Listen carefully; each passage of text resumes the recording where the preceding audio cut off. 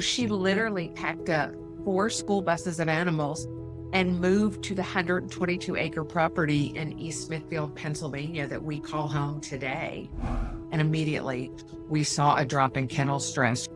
What comes to mind right away is Kevin. And Kevin came to us all the way from South Korea. He had been raised actually on a dog meat farm, and he had never had any real human contact. Welcome back to Tales of Fluff. I'm AJ.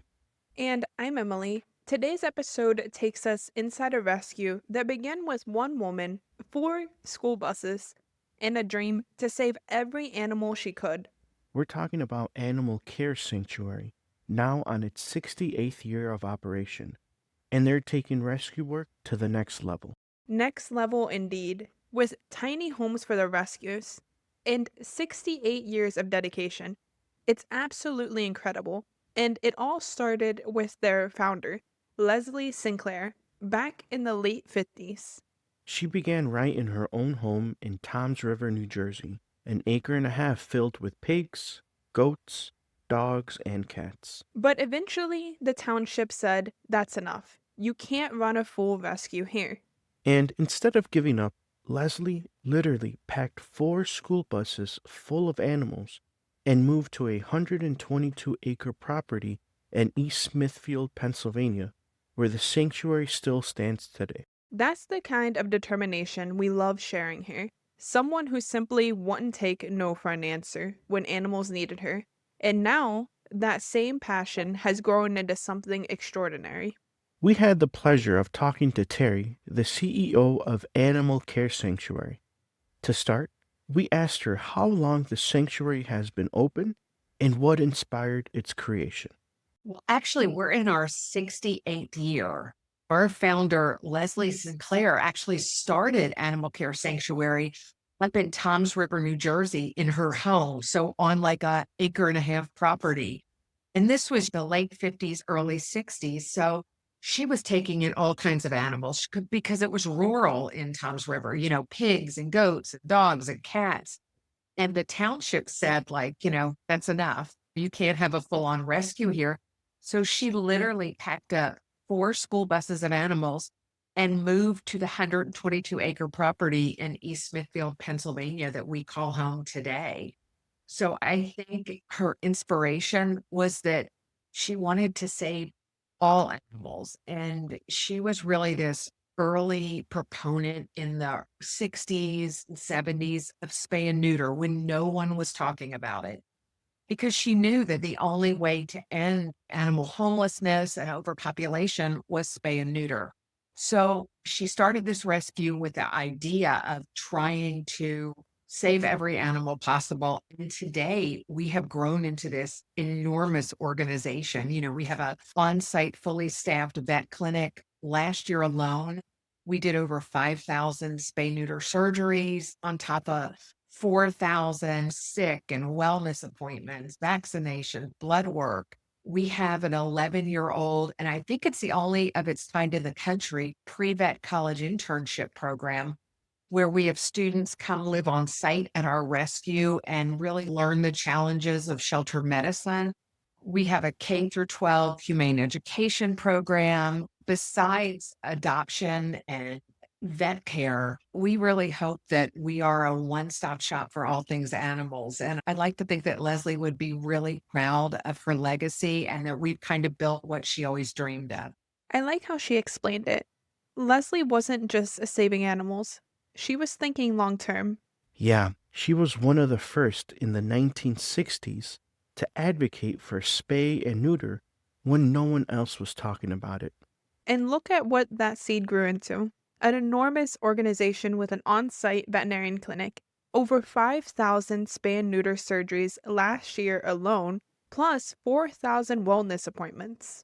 They even run an 11-year pre-vet college internship program where the students live on the site and they learn about shelter and medicine. And a K through 12 humane education program, too. It's not just a rescue, it's a full ecosystem for animal care and education. So then we wanted to bring it closer to home and asked her personally, what's the best part about helping at the rescue? Oh, the very best thing is when you see an animal go into a family and really complete that family. And it's especially touching if that dog or cat needed extra time with us, really needed to learn how to trust and came full circle and came around and is now adopted into a family. And we're hearing from the family that dog or cat really completed their family. That's the very best part. How amazing that must be. Seeing a dog or cat finally complete a family, especially if they have had to learn to trust first. It's the full circle moment when fear turns into comfort and you realize the work changed more than just that pet's life. But rescue work isn't always that heartwarming side we see on social media. Exactly. We wanted to ask about the reality of it. So we asked, what's the biggest hurdle when it comes to finding a forever home for the pets? Oh gosh, rescues everywhere are really facing that right now because we're seeing that adoption nationwide have really slowed down.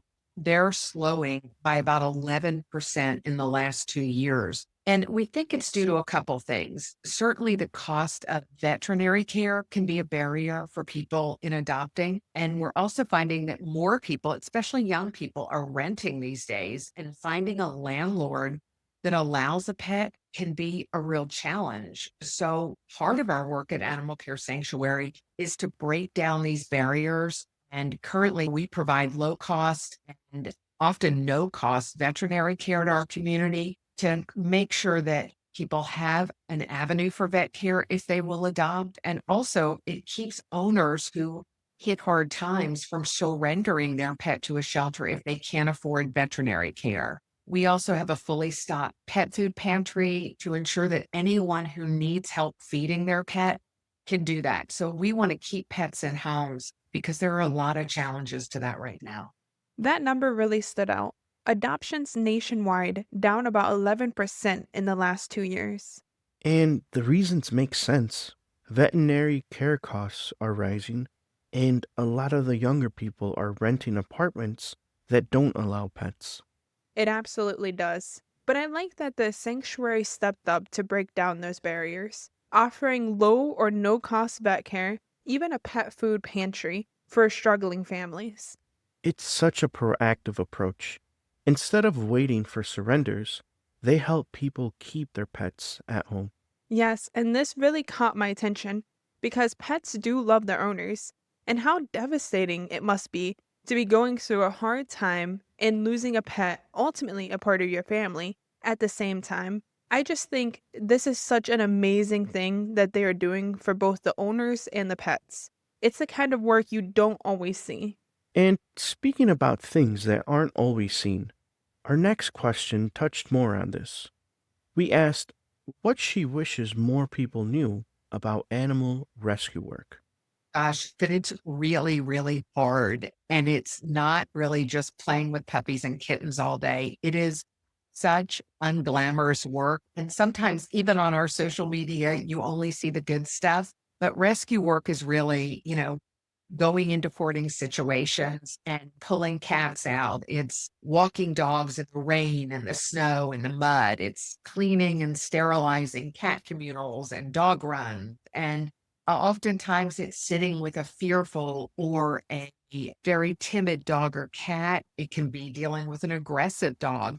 It's really just a lot of patience. There's a lot of compassion fatigue, but at the same time, everyone in rescue really loves their job.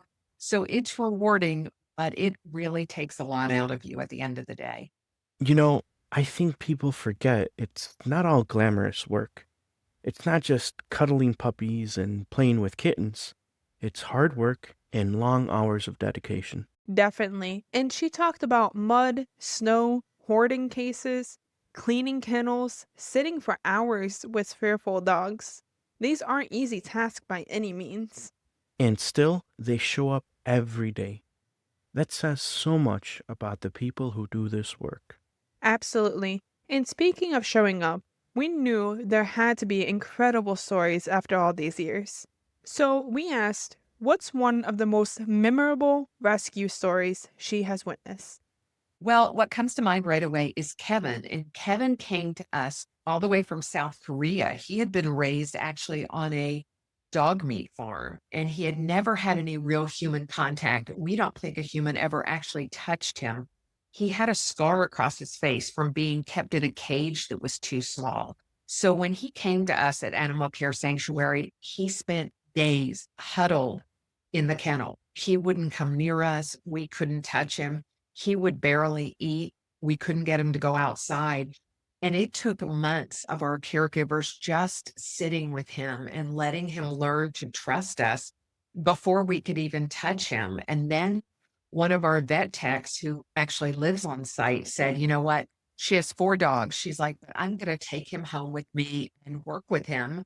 And she worked her magic. And it still took a few more months, but with her help of her dogs and her like love and patience, Kevin became this wonderful dog, was adopted, and he still comes to us with his family for vet care. So we get to see him all the time. And it's so heartwarming. Every animal that comes through our door has a story and is a survivor, but he comes to mind first and foremost. Kevin's story broke and healed my heart at the same time. Right?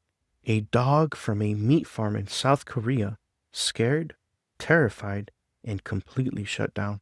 And through months of patience, a caregiver brought him home and helped him transform. Now he's living his best life and still visits the sanctuary for vet care. It's a beautiful outcome. It also reminds you that rescue work isn't just local, it can be from anywhere around the world. Exactly. Now, all of us who have pets know they're always waiting for us, even if we step out for a few moments. So, when it comes to rescue work, we know many pets don't understand what's happening, and that's just truly gut wrenching. We wanted to hear from a professional if she's ever seen a pet wait for their owners to come back after being surrendered. Oh, yes. And it's literally heartbreaking. It's tragic. Pets don't understand being left by their owner that they trust so much. A pet really bonds to you, a dog or a cat, and they trust you implicitly. So when they're left, they're shocked, they're scared. They're probably some of the most scared animals in the rescue because the surroundings are so very new to them and they're so very confused. And it's really one of the hardest things to watch in rescue, especially if it's a senior cat or dog. It can be brutal to watch, but usually they end with really good endings and find another home, but it's very, very hard on those animals.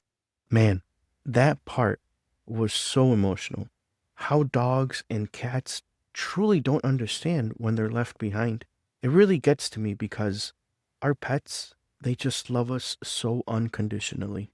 Exactly. And when you think about senior pets, especially the ones who spent their whole lives waking up to their family, losing that when they need them the most in their final years is just heartbreaking. Even Terry said it's one of the hardest things to see. And honestly, I can't even imagine witnessing that in person. I couldn't either, but it also helps me to have even more respect for what they're doing and helping these confused pets have a second chance. Totally. And obviously, their work is amazing, and their sanctuary is stunning and has grown massively over the years. So, we wanted to hear more about that. We asked Terry if she could tell us about the expansion and the new facilities. Oh gosh, yes, I'd love to talk about this. So, we're a local shelter. We bring dogs and cats in locally and also regionally in Pennsylvania, but we really are such a national presence that we have a lot of shelters that we work with across the country. And it's because we have an on-site vet clinic and a really large audience on social media. So we have the ability to do a lot of adoption. So, we knew that there's a dog crisis going on right now in the country. Cats are having a moment. They've never had such a moment. They're getting adopted a lot quicker than dogs. And usually it's the other way around. But right now, the last few years, dogs are really struggling to get adopted. So we knew if we have more kennel space, we could help more dogs. But building is really expensive. So when we sat down to think about this, we thought, how can we build something that's cost effective? But if we're going to build, we also want to deal with some of the issues that shelters are dealing with when they're kenneling dogs. So in a traditional kennel, the biggest type of issue you find is quick disease spread and kennel stress. And kennel stress really leads to behavior issues in dogs. When dogs are side by side in a run, and I'm not saying there's anything wrong with runs, we still use them. But when they're side by side like that, they hear each other barking. They have a dog on the left, a dog on the right. The dogs are very stimulated every time someone comes into the kennel to feed them or to take one out to see an adopter. So there's a lot of barking, a lot of noise. The dogs never really get to relax. And that stress can lead to behavior issues, big and small. And when you have a behavior issue, they're a little bit harder to adopt. No one wants to adopt something an issue with a dog, even a small issue. So we thought, how can we cut down on kennel stress, reduce the length of stay because a dog that has some behavior issues stays longer in the kennel? And how can we cut down on disease spread? And that's when we really started researching and kind of found another shelter doing tiny homes. And the idea was born. It's incredible that their national partnerships now reach shelters across the country. Yeah, and the part that stood out to me was how they rethought dog housing entirely. Which brings us to one of their most talked about innovations that has really taken over social media, the tiny homes for dogs. We had to know how that idea came about. When we were thinking we needed more space for the dogs, we have a really big cat area, so we can house about 120 cats. But when we decided we need more space for dogs, I started researching and I found this little shelter in Yerington, Nevada called Safe Haven. And I called them and said, "Do you have like sheds?" She said, "Oh, yeah, we have little sheds that we keep the dogs in." They had a very small rescue. They had about 10 dogs. So she said, "Not for all our dogs. We only have 5 of them, but you can come out and visit." So I got on a plane to Nevada, went out there. And the first thing I noticed when I was out there was how quiet it was, how calm the dogs were sitting in their little fenced in yards with their houses. And I thought, this is it. I was sold immediately, flew back to Pennsylvania, presented it to my board, and they were so supportive. And then I got a committee together of our vets and some industry experts and even the Pennsylvania dog warden to say, like, how can I build this so it'll meet all the kennel regulations in Pennsylvania. It'll meet industry standards. How can I do it in a cost effective way? And will it work? Will I see behavior issues drop? We decided to go for it. And that's how the idea came about. It was another shelter that had just a few of them. And today we've got 16 of them on our way to 40. So it's really exciting. I like how she didn't just wait and dream about it. She literally got on a plane to Nevada after hearing about a shelter using shed style housing. And then realized quiet, calm dogs meant lower stress, fewer behavior problems, and faster adoptions. She brought the idea back, worked with vets and even state officials, and built it to meet kennel standards.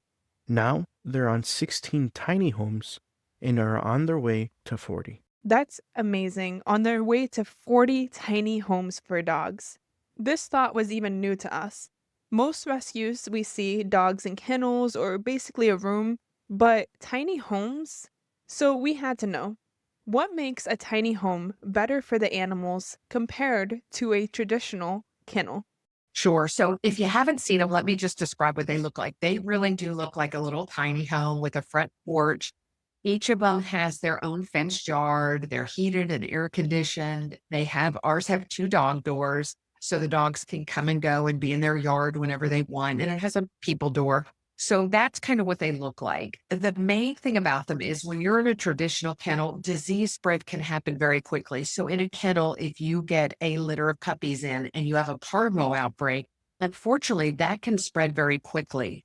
So we're trying to cut down on disease spread. We need to get dogs a little more space. And with kennel stress, giving a dog their own place where they're not on top of another dog. So they're feeling like they have this barrier aggression or they have to bark when the dog next to them barks. Cutting down on kennel stress is the other thing that we're seeing in tiny homes. And Immediately, our dogs have been in there since the middle of July, and immediately we saw a drop in kennel stress. We really are data driven at our organization and we keep notes on all of this. And I'm telling you that kennel stress was really melting away because the dogs had a place they could go inside, they could have a peaceful rest, they could come outside when they wanted to, a lot more space. They're not looking at concrete walls all day, they're looking out at the beautiful property we have.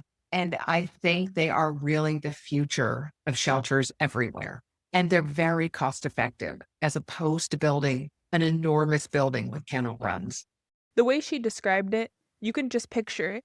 Each one has a front porch, its own yard, heat, AC, dog doors. It's basically like they're living in a home environment, but it's all theirs.